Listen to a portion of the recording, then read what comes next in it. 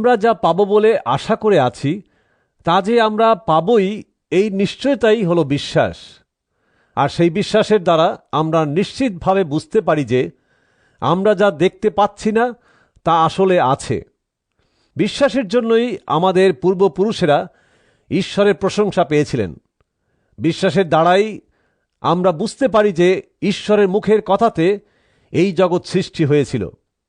তাতে বোঝা যায় যে যা আমরা দেখতে পাই তা কোনো দেখা জিনিস থেকে সৃষ্ট হয়নি। বিশ্বাসের জন্য কয়িনের চেয়ে হেবেলের উৎসর্গ ঈশ্বরের চোখে আরও ভালো ছিল। তাঁর বিশ্বাসের জন্যই ঈশ্বর তাঁর উৎসর্গ গ্রহণ করে তাঁর বিষয়ে এই সাক্ষ্য দিয়েছিলেন যে তিনি নির্দোষ। যদিও হেবেল মারা গেছেন, তবুও তার বিশ্বাসের মধ্য দিয়েই তিনি এখনও কথা বলছেন। বিশ্বাসের জন্যই হনক মারা যাননি, তাকে স্বর্গে তুলে নেওয়া হয়েছিল। ঈশ্বর তাকে নিয়ে গিয়েছিলেন বলে তাকে খুঁজে পাওয়া যায়নি। হনককে নিয়ে যাবার আগে ঈশ্বর এই সাক্ষ্য দিয়েছিলেন যে হনক তাকে সন্তুষ্ট করেছেন। বিশ্বাস ছাড়া ঈশ্বরকে সন্তুষ্ট করা অসম্ভব, কারণ ঈশ্বরের কাছে যে যায় তাকে বিশ্বাস করতে হবে যে ঈশ্বর আছেন, এবং যারা তার ইচ্ছামতো চলে তারা তার হাত থেকে তাদের পাওনা পায়। যা তখনও দেখা যায়নি সেই বিষয়ে ঈশ্বর নোহকে সাবধান করেছিলেন। নোহ ঈশ্বর ভক্ত ছিলেন বলে ঈশ্বরের কথা বিশ্বাস করে একটা জাহাজ তৈরি করেছিলেন যেন তার পরিবার রক্ষা পায়। নোহ তার বিশ্বাসের দ্বারাই জগৎকে দোষী বলে প্রমাণ করেছিলেন এবং ঈশ্বরের কাছে নির্দোষ বলে গ্রহণযোগ্য হবার অধিকার পেয়েছিলেন, যা কেবল বিশ্বাসের ফলেই পাওয়া যায়।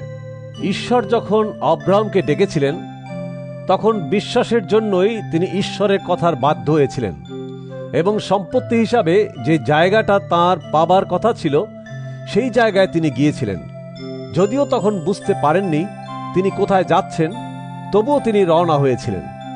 ঈশ্বর যে দেশ আব্রাহামকে দেবার প্রতিজ্ঞা করেছিলেন, তিনি বিশ্বাসের জন্যই বিদেশী হিসাবে সেখানে বাস করেছিলেন।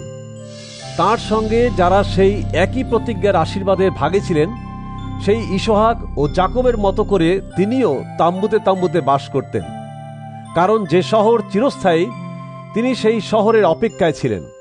সেই শহরের নকশা তৈরি ও গেঁথে তোলবার কাজ ঈশ্বরই করেছেন। যদিও সারার সন্তান হওয়ার বয়স পার হয়ে গিয়েছিল, তবুও বিশ্বাসের জন্যই তিনি আব্রাহামের সন্তান গর্ভে ধরবার শক্তি পেয়েছিলেন, কারণ তিনি বিশ্বাস করেছিলেন যিনি প্রতিজ্ঞা করেছেন তিনি বিশ্বাসযোগ্য। এই জন্য বয়সের দরুন অকেজো দেহ নিয়েও আব্রাহাম আকাশের তারার মতো এবং সাগর পারের বালুকণার মতো অসংখ্য সন্তানের পিতা হয়েছিলেন। এই সব লোকেরা বিশ্বাসের মধ্যে জীবন কাটিয়ে মারা গেছেন। ঈশ্বর তাদের যা দেবার প্রতিজ্ঞা করেছিলেন তা তারা পাননি, কিন্তু দূর থেকে তা দেখেছিলেন এবং খুশি হয়েছিলেন। এই পৃথিবীতে যে তারা বিদেশী এবং পরদেশে বাসকারী তা তারা স্বীকারও করেছিলেন। যারা তা স্বীকার করেন তারা পরিষ্কারভাবে বোঝান যে তারা নিজেদের জন্য একটা দেশের খোঁজ করছেন। যে দেশ থেকে তারা বের হয়ে এসেছিলেন, যদি সেই দেশের কথা তারা চিন্তা করতেন তবে তো সেই দেশে ফিরে যাওয়ার সব সুযোগই তারা পেতেন। কিন্তু তারা আরও ভালো একটা দেশের অর্থাৎ স্বর্গের খোঁজ করছিলেন। সেই জন্যই ঈশ্বর নিজেকে তাদের ঈশ্বর বলতে লজ্জাবোধ করেন না, কারণ তিনি তাদেরই জন্য একটা শহর তৈরি করেছিলেন। আব্রাহামকে পরীক্ষা করবার সময় তিনি ঈশ্বরের উপর বিশ্বাসের জন্যই ইসহাককে উৎসর্গ করেছিলেন, যার কাছে ঈশ্বর প্রতিজ্ঞা করেছিলেন তিনি তার অদ্বিতীয় ছেলেকে উৎসর্গ করতে যাচ্ছিলেন। এ সেই ছেলে যার বিষয়ে ঈশ্বর বলেছিলেন, ইসহাকের বংশকেই তোমার বংশ বলে ধরা হবে। আব্রাহাম তাকে উৎসর্গ করতে রাজি হলেন, কারণ তিনি বিশ্বাস করতেন ঈশ্বর মৃতকে জীবিত করতে পারেন। আর বলতে কি, আব্রাহাম তো মৃত্যুর দুয়ার থেকেই ইসহাককে ফিরে পেয়েছিলেন। বিশ্বাস করেই ইসহাক ভবিষ্যতের জন্য যাকব ও এসৌকে, বিশ্বাস করেই যাকব মারা যাবার সময় যোসেফের দুই ছেলেকে আশীর্বাদ করেছিলেন আর লাঠির উপর ভর করে ঈশ্বরের উপাসনা করেছিলেন। বিশ্বাস করেই যোসেফ মারা যাবার সময় মিশর দেশ থেকে ইসরায়েলীয়দের চলে যাওয়ার কথা বলেছিলেন এবং তার মৃতদেহ কি করতে হবে তাও বলেছিলেন।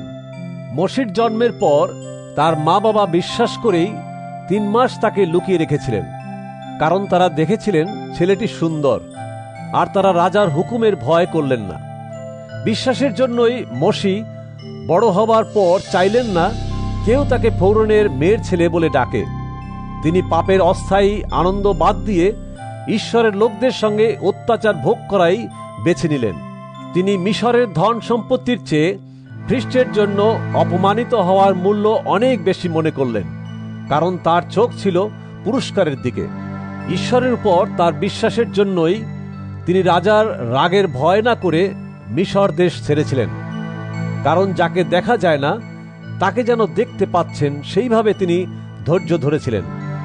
তিনি বিশ্বাস করেই উদ্ধার পর্ব এবং রক্ত ছিটাবার নিয়ম পালন করেছিলেন, যাতে যে ধ্বংসকারী স্বর্গদূত প্রথম সন্তানদের মেরে ফেলবেন তিনি ইসরায়েলীয়দের না ধরেন। বিশ্বাস করেই ইসরায়েলীয়রা শুকনা মাটির উপর দিয়ে হেঁটে যাওয়ার মতো করে লোহিত সাগর পার হয়েছিল, কিন্তু মিশরীয়রা তা করতে গিয়ে ডুবে মরল। বিশ্বাস করেই ইসরায়েলীয়রা 7 দিন ধরে জিরুহি শহরের দেয়ালের চারদিকে ঘুরলে পর তা পড়ে গেল। বিশ্বাসের জন্যই রাহব বেশ্যা জিরুহি শহরে বাসকারী অবাধ্য লোকদের সঙ্গে ধ্বংস হননি, কারণ তিনি সেই গুপ্তচরদের বন্ধুর মতো গ্রহণ করেছিলেন। এর বেশি আমি আর কি বলবো? গিদিয়ন, বারক, শিমশন, জিপ্তো, দাউদ, শমুয়েল আর নবীদের কথা বলবার সময় আমার নেই।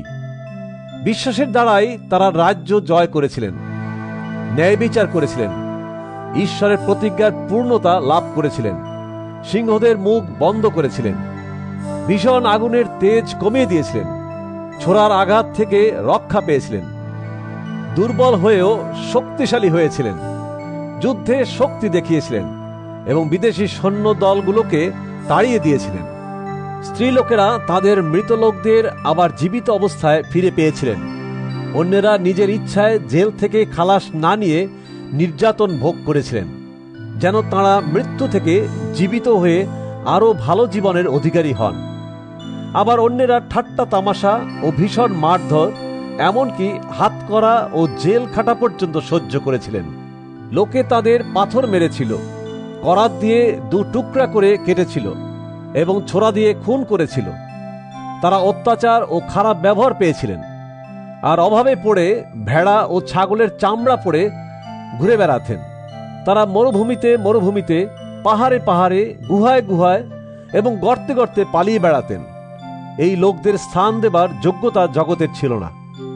বিশ্বাসের জন্যই তারা সবাই প্রশংসা পেয়েছিলেন, কিন্তু ঈশ্বর যা দেবার প্রতিজ্ঞা করেছিলেন তা তারা পাননি, কারণ ঈশ্বর আমাদের জন্য আরো ভালো কিছু ঠিক করে রেখেছিলেন।